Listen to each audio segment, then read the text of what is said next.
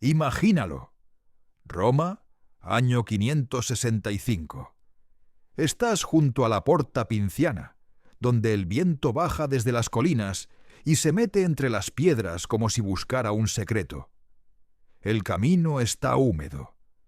Hay barro pegado a las sandalias de los transeúntes, barro en los bordes de las túnicas, barro en la memoria de una ciudad que alguna vez fue mármol. Y allí, o en el suelo, hay un mendigo. No está sentado con humildad, no inclina la cabeza pidiendo compasión. Está plantado como una acusación. Sus dedos sostienen un cuenco de madera, gastado por los años, como si fuera una reliquia. Sus ojos están vendados. La tela sucia le cubre el rostro y deja ver cicatrices que parecen trazos de hierro sobre piel vieja. La gente pasa. Algunos miran, otros aceleran. Pero el mendigo alza el rostro hacia la multitud, como si pudiera verlos a todos, como si la ceguera no fuera una pérdida, sino una forma distinta de juicio. Y entonces sus labios se mueven. 5 palabras. Un susurro que parece venir desde debajo de las piedras. Date o volum Belisario. Dale una moneda a Belisario. No es una frase cualquiera. Es un golpe. Porque si te acercas, si observas esa mano temblorosa, notas algo que no encaja con la miseria. Esa mano no pertenece a un hombre cualquiera. Es una mano que alguna vez sostuvo una espada de estado. Una mano que dirigió cargas de caballería, que señaló fortificaciones, que escribió órdenes capaces de mover ejércitos. Ese mendigo, dicen, es Flavio Belisario, el hombre que salvó lo que quedaba de Occidente, el general que reconquistó África, el comandante que mantuvo en pie a Roma cuando era un fantasma envuelto en murallas rotas, el nombre que hizo temblar a persas, vándalos y godos, y ahora está ahí, convertido en espectáculo de calle, reducido a pedir migajas en la misma tierra que defendió. Si esto es verdad, no es solo tragedia, es un crimen. Porque la pregunta no es cómo cayó un gran hombre. La pregunta es ¿por qué lo empujaron? ¿Cómo pudo el Imperio Romano asesinar a su último verdadero héroe sin mancharse las manos? Esto no es una leyenda cómoda. Es un caso sin resolver, una autopsia política, una historia sobre la lealtad como virtud y como trampa mortal. Y para entenderlo hay que retroceder. No unos meses, no unos años, décadas. Rebobinemos 40 años. Constantinopla, año 527. El Imperio Romano de Occidente ya no existe. Se ha desmoronado en manos de reyes bárbaros, saqueadores y coronas improvisadas. Sus ciudades son sombras, sus carreteras, huesos viejos, sus emperadores, recuerdos. En Oriente la llama todavía arde, pero parpadea. La atmósfera no es dorada, es paranoica. En los pasillos del palacio, donde el oro brilla sobre mosaicos sagrados, la gente no respira tranquila, susurra, observa, calcula. Aquí el peligro no siempre viene de fuera. A menudo duerme en la habitación de al lado, y en medio de ese aire espeso, un hombre toma el trono. Justinianus. Justiniano. No nació príncipe, no fue criado entre coronas. Se cuenta como el ascenso improbable de un campesino convertido en emperador. Y quizá por eso, porque llegó desde abajo, entiende algo que muchos nobles olvidan. El poder no se hereda, se conquista y se pierde en un instante. Justinian tiene una visión: restaurar Roma, no solo gobernar lo que queda, reconquistar lo perdido, hacer del Mediterráneo un lago romano otra vez, devolver Italia al águila, traer África de vuelta a la mesa imperial, reescribir la derrota como si hubiera sido una pausa. Pero las visiones no ganan guerras, los mapas no pelean. Para cumplir ese sueño, Justiniano necesita músculo, necesita un arma, necesita a alguien que haga el trabajo sucio lejos del palacio, mientras él mantiene las manos limpias. Y entonces lo encuentra, Belisario. Tiene 25 años, y eso es lo primero que sorprende. Es demasiado joven para cargar con el peso de un imperio. Pero hay algo en él que no se compra, no se hereda y no se aprende en banquetes. Una mezcla rara. Disciplina de acero y conciencia. Belisario no es un político, no es un cortesano, no es un poeta con espada, es un soldado, un asesino con brújula moral. Y ha subido por una ruta que en Bizancio siempre despierta sospechas. No compró favores, no se arrodilló con regalos, no sonrió en los momentos correctos. Subió perforando el sistema con trabajo, con entrenamiento, con resultados. En el cuerpo de guardia imperial, donde muchos buscan comodidad y ascenso social, Belisario se comporta como si estuviera en guerra incluso en tiempos de paz. Obliga a sus hombres a repetir maniobras hasta vomitar. Les enseña que la disciplina no es una palabra noble, sino una cadena que te salva la vida cuando el mundo se cae. Pero Belisario no solo entrena soldados, construye lealtad, crea un regimiento especial, una fuerza privada. No por capricho, sino por necesidad. En un imperio donde las intrigas pueden matar más rápido que una lanza, tener hombres que te sigan a ti y no a la oficina es una póliza de vida. Se llaman butellari. Caballería pesada, guerreros que combinan velocidad con brutalidad, capaces de disparar flechas como los hunos y cargar como caballeros. No son solo jinetes, son un argumento armado. Una unidad que responde a una sola voz, la de Belisario. Y ahí está el problema, porque en la lógica de un emperador inseguro, la lealtad personal es doble filo. Hoy te sirve, mañana te destruye. A Justiniano le fascina Belisario, y lo aterra. Lo ve como el instrumento perfecto para cumplir su sueño. Pero también ve el riesgo. Un hombre que puede ganar ejércitos, que inspira obediencia y admiración, podría algún día decidir que no necesita pedir órdenes. En Bizancio esa posibilidad no es paranoia, es estadística. Y sin embargo, Justiniano no puede permitirse el lujo de descartarlo. No ahora. Porque al este, en la frontera, hay un enemigo que no se ríe de Roma por chisme, sino por experiencia. El imperio sasánida, Persia, la superpotencia de la época, más dinero, mejores armaduras, un ejército que, dicen, no ha perdido una batalla campal contra Roma en una generación. Sus reyes no necesitan improvisar legitimidad. La tienen, la exhiben, la defienden con acero. Para Justiniano, Persia es la prueba de fuego. Si no puede contenerlos, su sueño occidental es ceniza antes de empezar. No hay reconquista de Italia si el este se desangra. No hay gloria si Constantinopla vive con el cuchillo en la garganta. Y entonces toma una decisión que en el palacio suena como sentencia de muerte.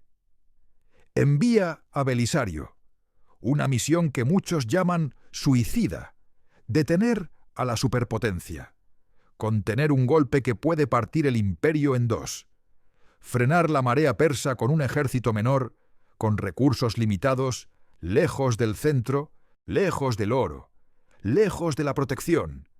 Belisario recibe la orden, y aquí es donde empieza a definirse el tipo de hombre que es. No protesta, no pide garantías, no exige honores, no pide tiempo para negociar condiciones, como haría un cortesano. Hace lo único que sabe hacer. Se prepara.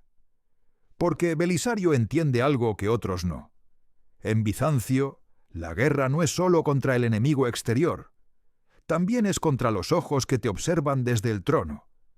Cada victoria te eleva, y al mismo tiempo te convierte en amenaza. Si gana, será amado. Y eso asusta al emperador. Si pierde, será prescindible. Y eso conviene al emperador. Belisario parte sabiendo que su vida ya está en juego, incluso antes de ver al primer persa. Mientras sus hombres marchan hacia el desierto, hacia fortificaciones antiguas y fronteras tensas, en Constantinopla se mueven otras piezas. Consejeros murmuran. senadores calculan, rivales toman nota del nombre. Y en el centro de todo, Justiniano observa el mapa como quien mira una jaula. Sabe que está soltando un animal peligroso, pero lo suelta igual, porque necesita que muerda. Y en la distancia, más allá de las murallas, más allá de las intrigas, el este lo espera, la fortaleza de Dara, un lugar donde el sol cae sin piedad, donde la tierra es dura y la arena guarda huesos. Allí, Belisario se enfrenta a su primera gran prueba. Allí su mente va a luchar tanto como su espada. Y aunque él todavía no lo sabe, allí también nace la razón por la que, años después, alguien podría estar murmurando en Roma: «Dale una moneda a Belisario». Porque desde este momento, cada paso hacia la gloria es también un paso hacia su caída. El desierto no anuncia la muerte con ruido, la anuncia con silencio.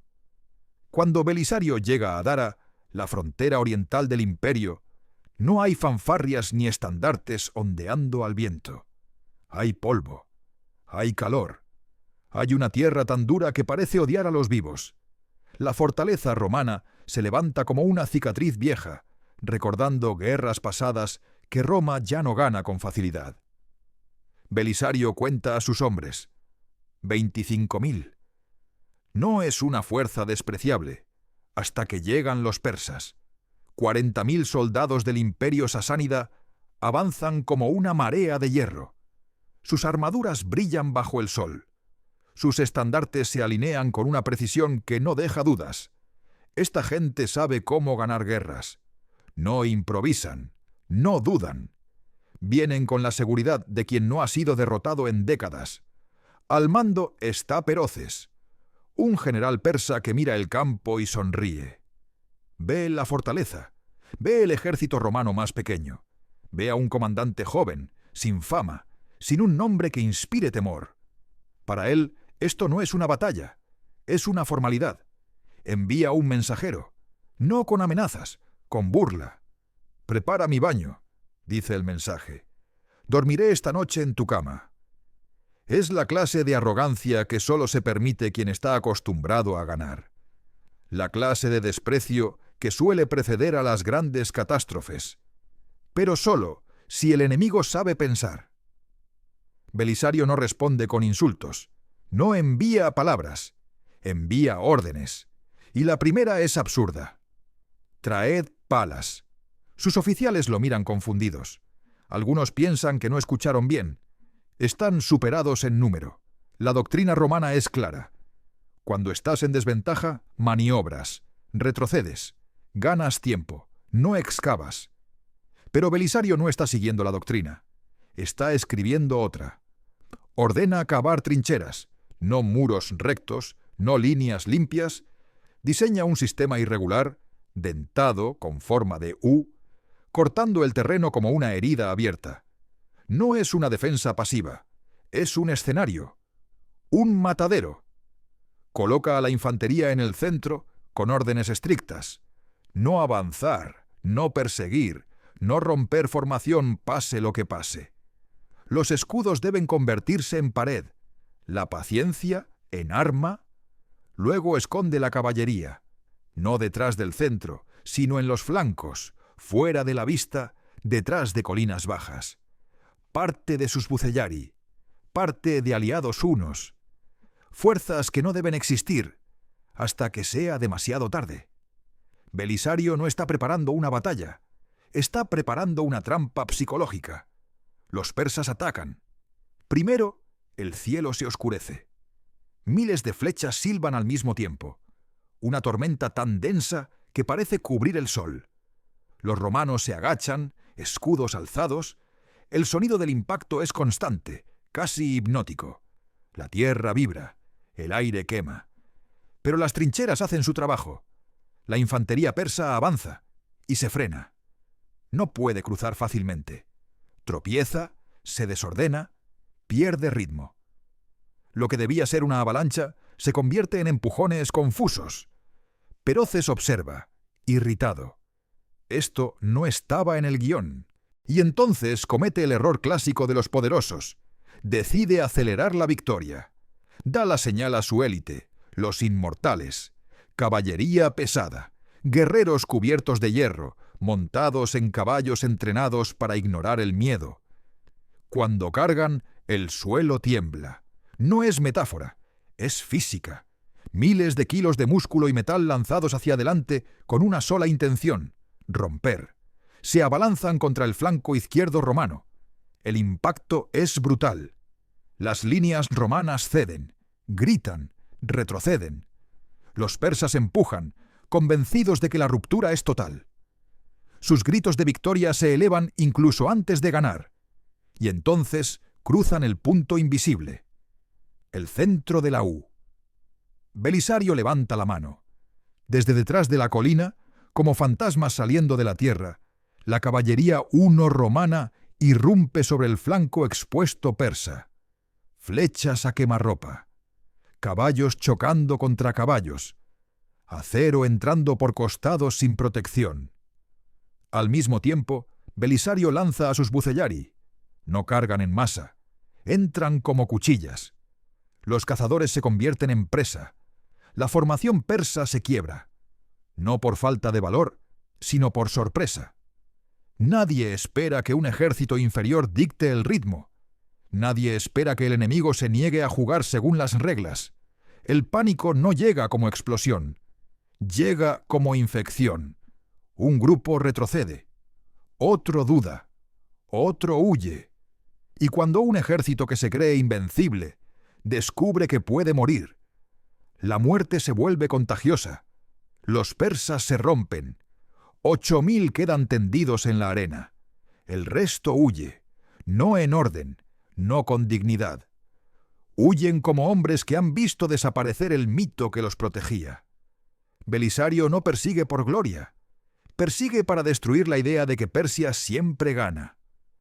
Cuando el polvo se asienta, Dara sigue en manos romanas. Y algo más importante, el mundo ha cambiado. Belisario no ganó por fuerza bruta, ganó con geometría, con control del espacio, con paciencia. Usó la arrogancia enemiga como combustible. La noticia corre como un rayo hasta Constantinopla. Un general romano ha derrotado a los persas. La gente se lanza a las calles. Se repite su nombre. Se cuentan versiones exageradas.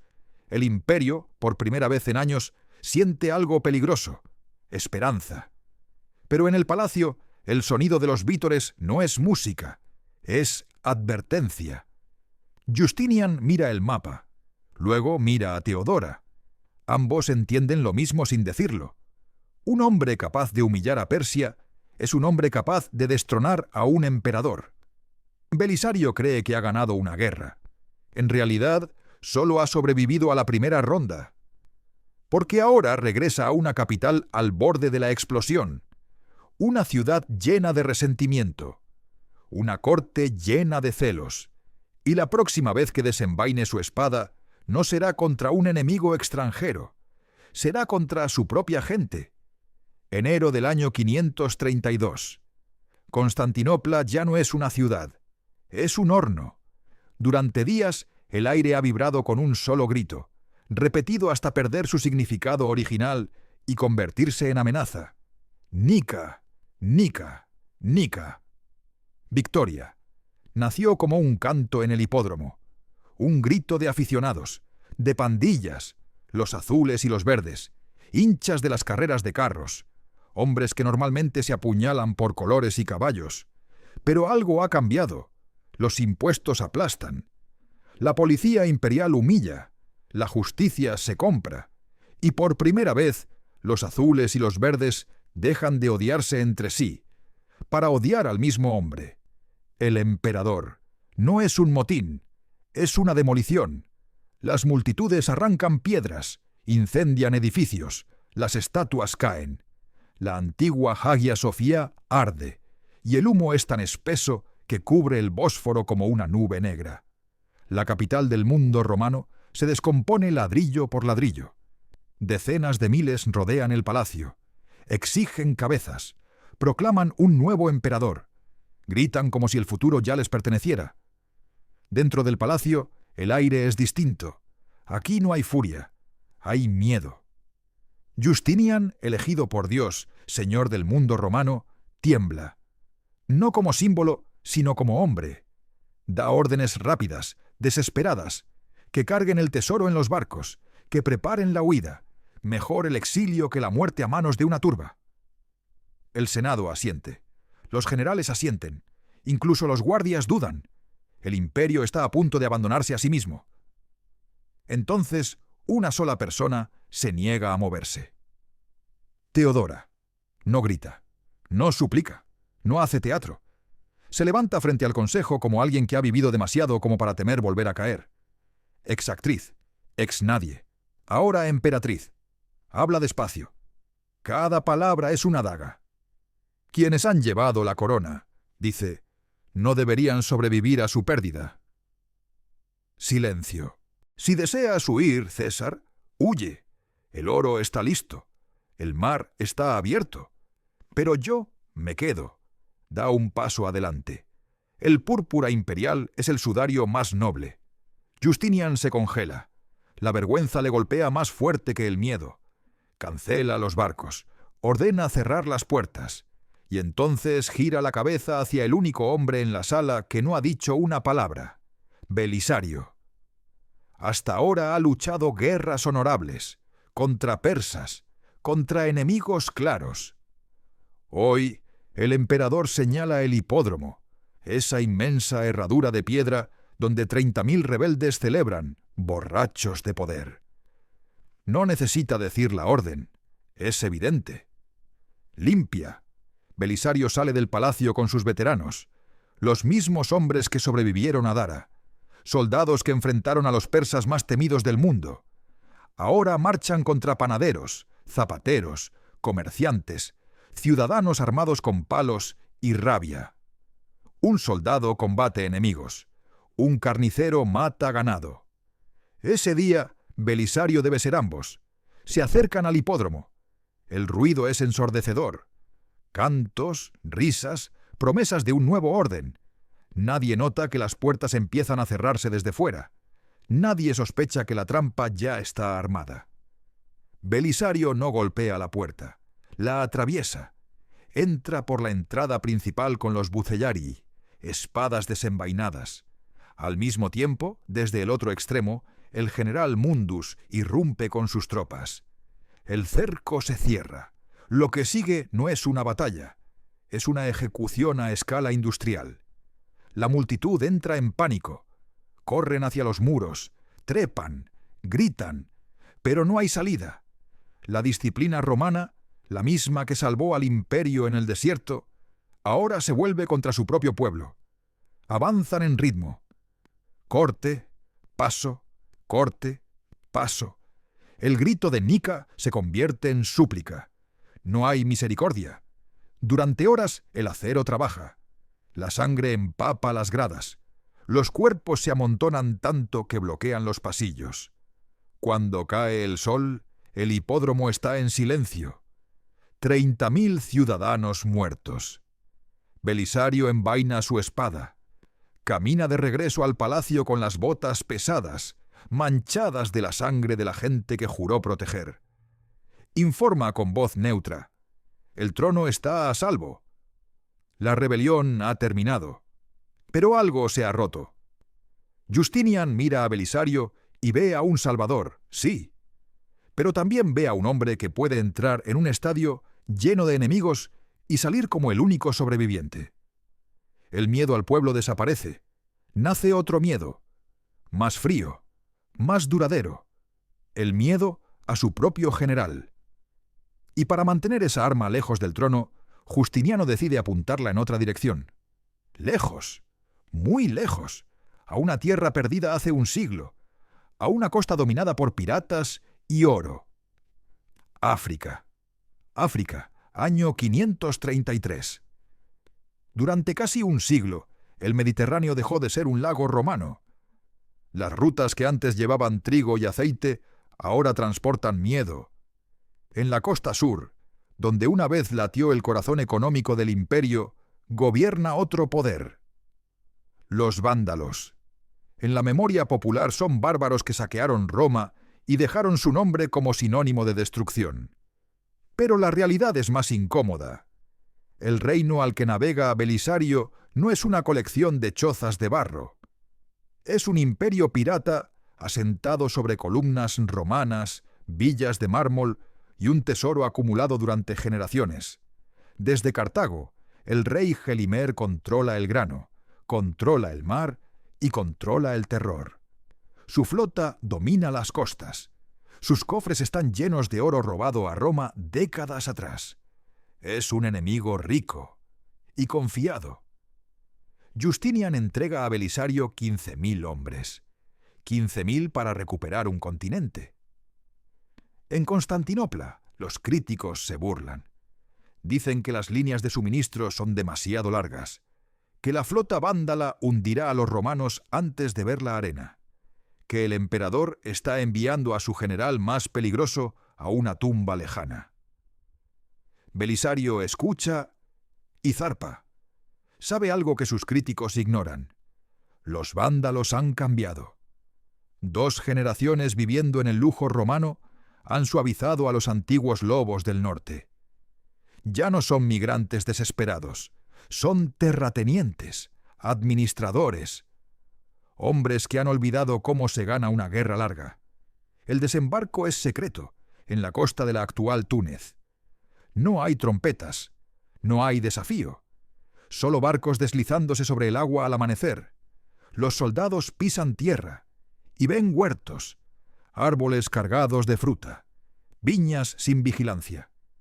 Después de semanas de raciones duras y disciplina férrea, el instinto toma el control.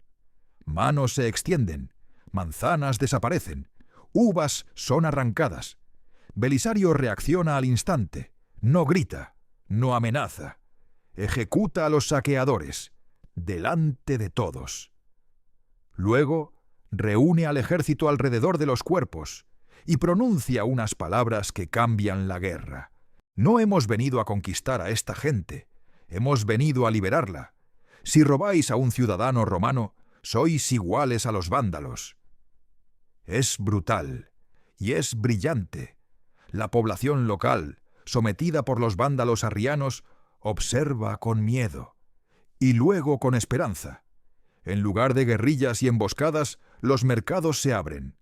Aparecen alimentos, aparecen guías. Belisario compra lealtad con disciplina.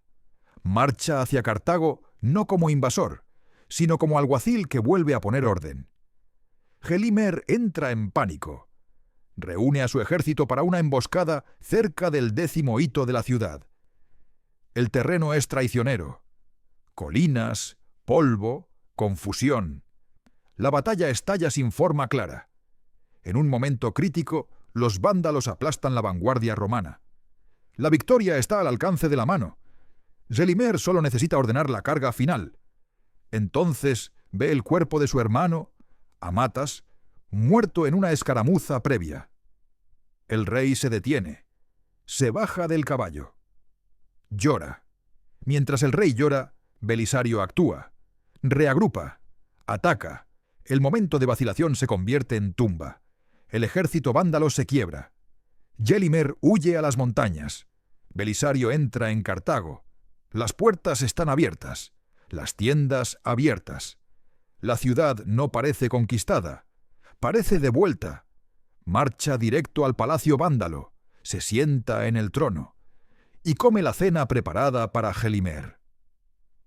En menos de 6 meses, ha borrado un reino que aterrorizó a Roma durante 100 años.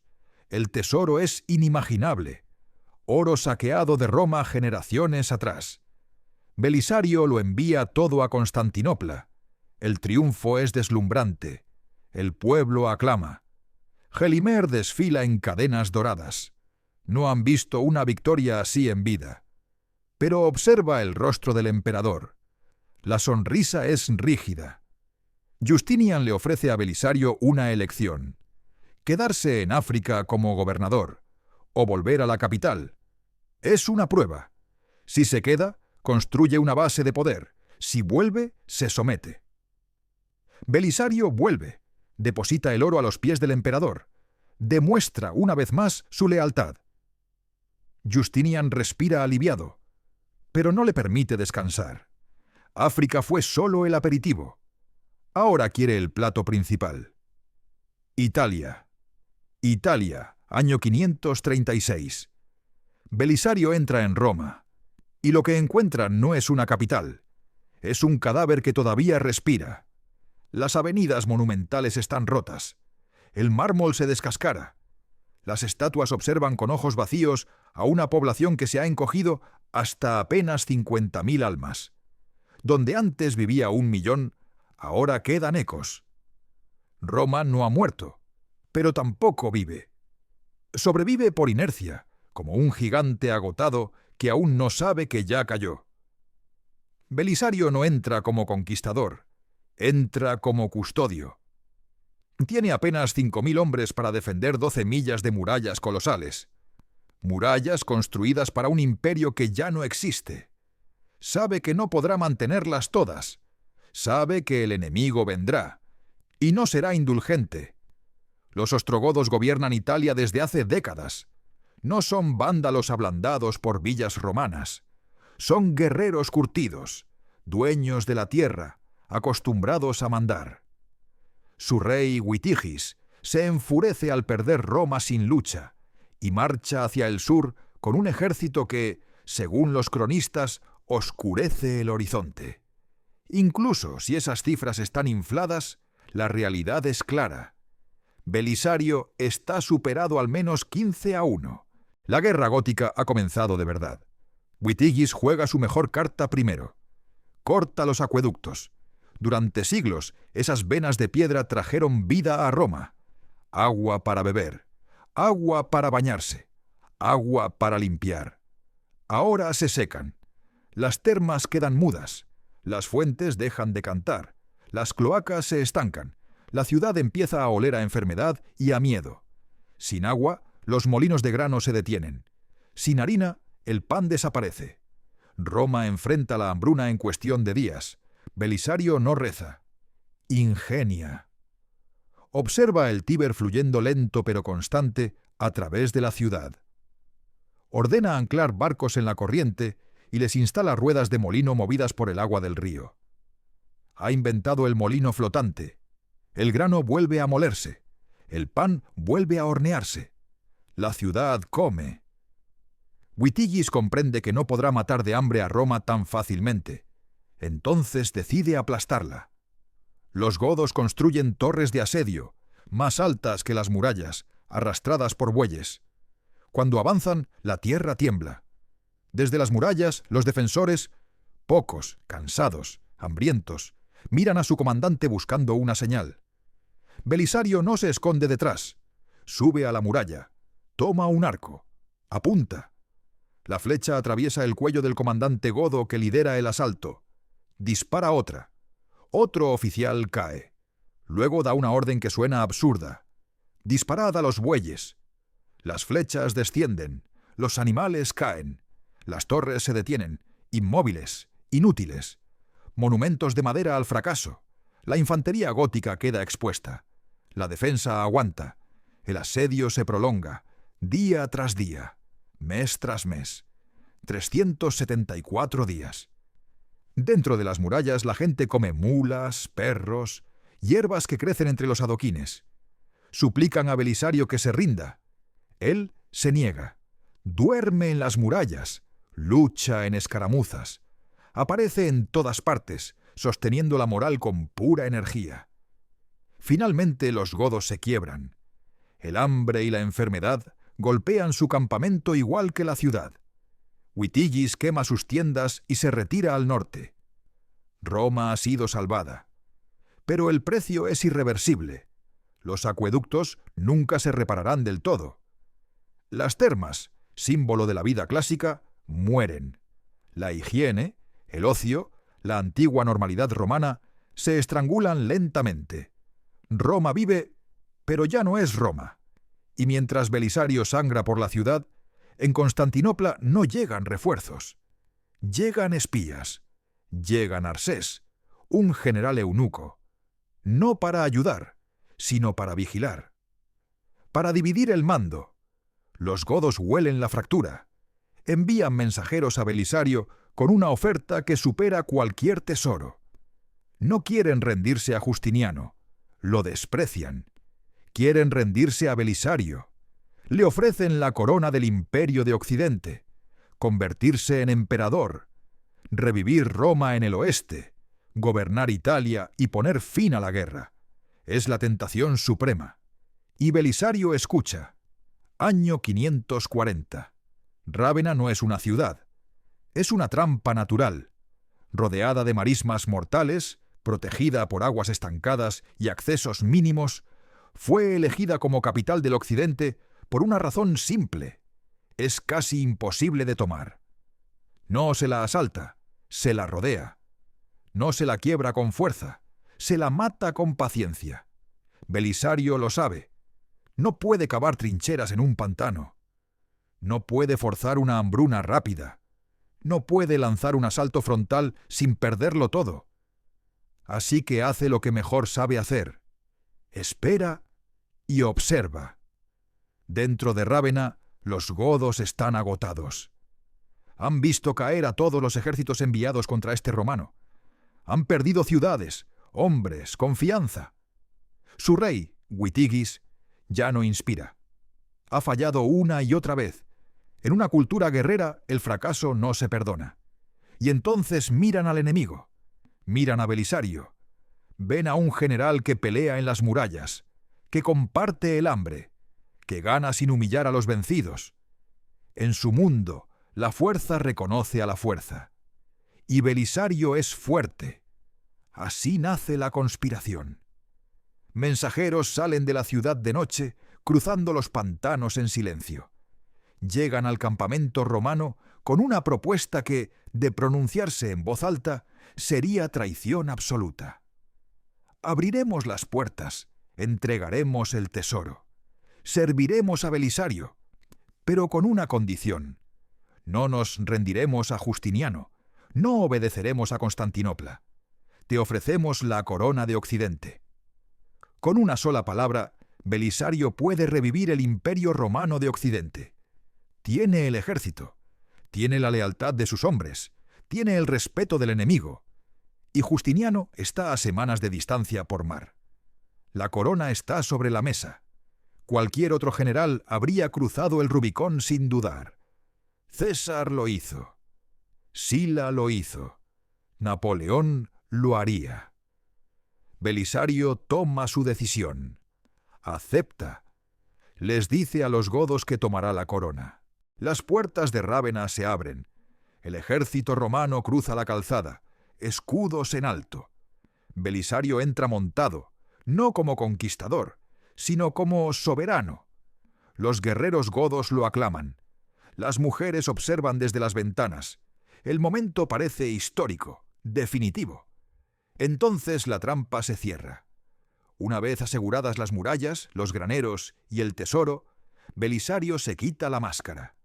Anuncia que solo hay un emperador, y su nombre es Justiniano. No tomará la corona. Nunca fue su intención. Mintió para terminar la guerra sin derramar sangre romana. El silencio es absoluto. Luego, la furia. Las mujeres godas escupen desde las ventanas, gritan a sus maridos, los llaman cobardes. Pero ya es tarde. El reino ha terminado. Witigis es encadenado. El tesoro confiscado. Italia vuelve, al menos en papel, al imperio. Belisario navega hacia Constantinopla esperando reconocimiento. Encuentra muelles vacíos. No hay multitudes. No hay desfile. No hay triunfo. Justiniano lo recibe con una mirada fría. No le importa que Belisario haya rechazado la corona. Le importa que se la hayan ofrecido. En la mente paranoica de un autócrata, poder haber sido emperador es un crimen. El castigo llega sin ruido. Disuelve su ejército personal. Prohíbe celebrar la victoria. Le arrebata la fama. Belisario camina por Constantinopla como un ciudadano más. El hombre más famoso del mundo. Sin mando, sin soldados, sin gracias. Y mientras los políticos juegan, Algo más oscuro se aproxima. Desde Egipto llega un barco de grano. En su bodega, entre ratas negras, viaja la muerte. Año 542. El fin del mundo no llegó con trompetas. Llegó en un barco de grano. Zarpó desde Egipto rumbo a Constantinopla, cargado con el alimento que mantenía viva a la capital. En sus bodegas, ocultos entre sacos y madera húmeda, viajaban ratas negras. En su pelaje, pulgas. Y en esas pulgas, algo que la humanidad aún no sabía nombrar, pero que pronto recordaría para siempre: la peste. Al principio parece una fiebre común, un mareo, un mal sueño. Luego llegan las visiones, la confusión. Y después los bultos, negros, hinchados, dolorosos, creciendo en las ingles y las axilas como marcas del juicio final. Los gritos comienzan cuando el cuerpo empieza a pudrirse desde dentro. En cuestión de días, los enfermos mueren. Es la peste de Justiniano, el primer brote documentado de peste bubónica en la historia. La misma bacteria que siglos después será llamada la muerte negra.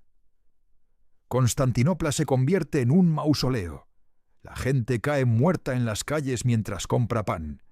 Sacerdotes mueren dando los últimos sacramentos. El conteo pasa de 1000 muertos al día a 5000, a 10.000. Se quedan sin tumbas. Apilan cuerpos en las torres de las murallas. Cargan cadáveres en barcos sin tripulación y los empujan al mar de Mármara. El hedor se pega a la ropa, a la piel, a la memoria. Y entonces sucede lo impensable. El emperador enferma. Justinian cae en coma. El hombre que gobierna el mundo flota entre la vida y la muerte, ardiendo en fiebre dentro del palacio. El gobierno se paraliza. Las leyes dejan de aplicarse. Los burócratas desaparecen. Los generales murmuran. Solo queda una persona en pie: Teodora. Mientras su esposo delira, ella toma el control absoluto. Sabe que los buitres están cerca. Sabe que los ejércitos del este observan. Y entonces escucha un rumor que la hiela. Se dice que 2 generales fueron oídos diciendo: si Justiniano muere, no aceptaremos otro emperador del palacio. El ejército decidirá. Uno de esos nombres es Belisario. No importa si lo dijo. No importa si solo escuchó. En Bizancio, la sospecha es suficiente. Teodora actúa como una cobra, sin juicio, sin debate. Emite un decreto imperial en nombre de su esposo comatoso. Las órdenes vuelan hacia el este. Belisario es despojado de su mando. Su guardia personal, los Bucellari que sangraron con él en Persia, África e Italia, es disuelta y repartida entre otros oficiales. Su fortuna es confiscada. Es llamado de vuelta a Constantinopla. Pero no regresa como ciudadano. Regresa como prisionero en su propia casa. Imagina la tortura psicológica. El mayor héroe de su tiempo sentado solo en el atrio, escuchando pasos que podrían ser el verdugo. Cada golpe en la puerta es una amenaza. Los amigos desaparecen. Los senadores que antes buscaban su mesa, ahora cruzan la calle para evitar su sombra. Procopio, su secretario e historiador, escribe que Belisario se convirtió en un hombre roto, temblando ante cualquier ruido, destruido no por enemigos, sino por aquellos a quienes sirvió con lealtad absoluta. Teodora no lo mata. Hace algo peor. Lo deja vivir en vergüenza. La razón tiene un nombre: Antonina, esposa de Belisario, amiga íntima de la emperatriz, la única persona con acceso al oído de Teodora. Según la tradición, Antonina se arrodilla y suplica por la vida de su marido. Teodora acepta, con una condición: Belisario será perdonado, pero su vida dependerá por completo de la emperatriz y de su esposa. El héroe queda emasculado políticamente. Ya no es la espada de Roma. Es una mascota mantenida con correa corta. Mientras el imperio se devora a sí mismo, Los enemigos observan. En Italia los godos no han muerto. De las cenizas surge un nuevo líder, joven, brillante, peligrosamente capaz. Su nombre es Totila. Y mira el mapa romano y sonríe. Año 544. Belisario regresa a Italia. Pero observa con atención al hombre que baja del barco en Rávena. El cabello está gris, los hombros caídos. Detrás de él no hay legiones, no hay cofres de oro, no hay estandartes nuevos. Justiniano ha enviado al mayor general de su era de vuelta a la guerra, desarmado. Es una crueldad calculada. El emperador quiere recuperar Italia, pero no quiere que Belisario vuelva a ser amado. Una victoria total lo haría peligroso otra vez. Así que le entrega una misión imposible: ganar sin recursos, triunfar sin herramientas. Belisario es ahora un general sin ejército. Se ve obligado a recorrer el campo reclutando voluntarios, campesinos hambrientos, hombres que nunca han empuñado una lanza, aldeanos que tiemblan al escuchar el nombre del enemigo. Les paga de su propio bolsillo, vende propiedades, gasta lo poco que le queda para sostener una guerra que el imperio finge librar. Mientras tanto, su enemigo está en su apogeo. Totila, el nuevo rey de los godos, no es un bruto bárbaro, es un estratega, un alumno del propio Belisario, aunque nunca lo haya conocido. Trata bien a los prisioneros, reduce impuestos, prohíbe el saqueo, entiende algo esencial: las guerras se ganan tanto con pan como con espadas, y funciona. Los italianos, exhaustos por los impuestos romanos, la corrupción y décadas de guerra, empiezan a abrir las puertas a los godos. Ven a Totila como libertador, y a Belisario, irónicamente, como el rostro del imperio opresor. La ironía es sofocante. Durante 5 años agónicos, Belisario lucha una guerra fantasma. Evita el enfrentamiento directo, lanza ataques rápidos, defiende fortalezas costeras, mantiene la guerra viva con pura voluntad. Escribe carta tras carta a Justiniano, suplicando ayuda. Una de ellas sobrevive. He llegado a Italia sin hombres, sin caballos, sin armas ni dinero. Nadie puede hacer la guerra sin suministros. Justinian no responde. La tragedia culmina en Roma. Totila asedia la ciudad. Dentro, la guarnición romana se muere de hambre. Su comandante, Besas, es corrupto. Vende el grano a los ricos mientras los pobres mueren en las calles. Belisario intenta romper el cerco con una maniobra brillante. Lanza un asalto anfibio por el Tíber. Rompe la cadena defensiva gótica. Avanza río arriba. Está a minutos de salvar la ciudad. Entonces ocurre lo impensable. Sus subordinados desobedecen órdenes. El ataque se descoordina. Fracasa. Belisario cae enfermo, abatido por la fiebre y por el peso de ver su legado arder. Totila entra en Roma. Pero no quiere gobernar un cementerio. Planea borrar la ciudad del mapa. Derriba 1/3 de las murallas. Ordena que la ciudad eterna se convierta en pastizal. Desde su lecho de enfermo, Belisario envía un último mensaje. No es una amenaza militar, es un ruego a la historia. Destruir Roma es destruir el mayor monumento de la humanidad. Si lo haces, serás recordado como un vándalo. Si la preservas, tu nombre brillará. Increíblemente, Totila escucha. Se retira. Roma queda vacía. Por primera vez en 1000 años no hay senadores, ni sacerdotes, ni ciudadanos. Solo el viento silbando entre las gradas del Coliseo. Perros salvajes recorriendo el foro. Belisario regresa. No tiene ingenieros, no tiene recursos. Así que reconstruye las murallas apilando piedras con sus propias manos. Sostiene el cascarón vacío de Roma durante unas semanas más. Un acto simbólico de desafío. Es inútil. En 549, Justiniano lo llama de vuelta. No para agradecerle, no para reforzarlo, sino para reemplazarlo. La guerra continuará una década más.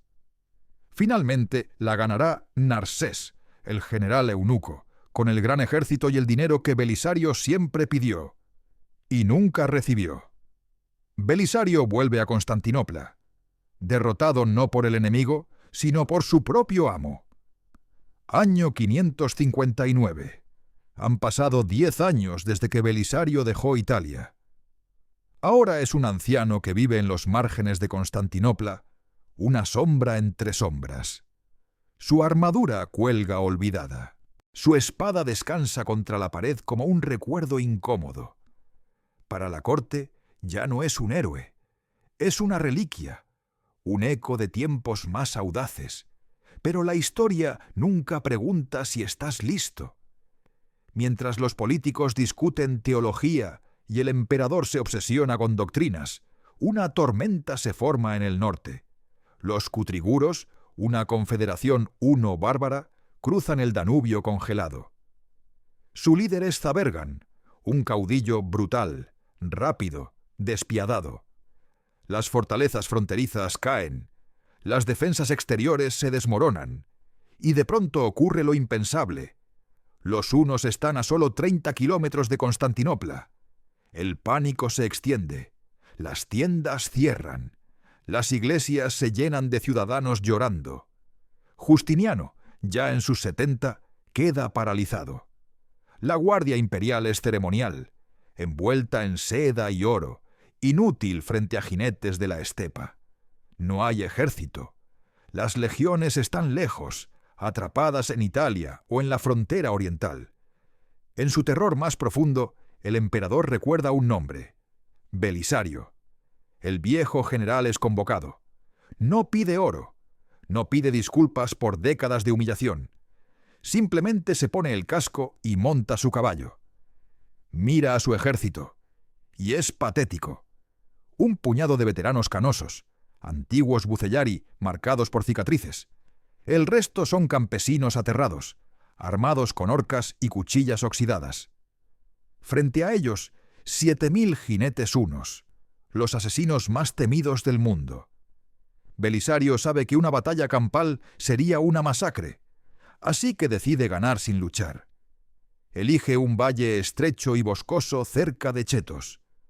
Ordena talar árboles y arrastrarlos para levantar nubes de polvo.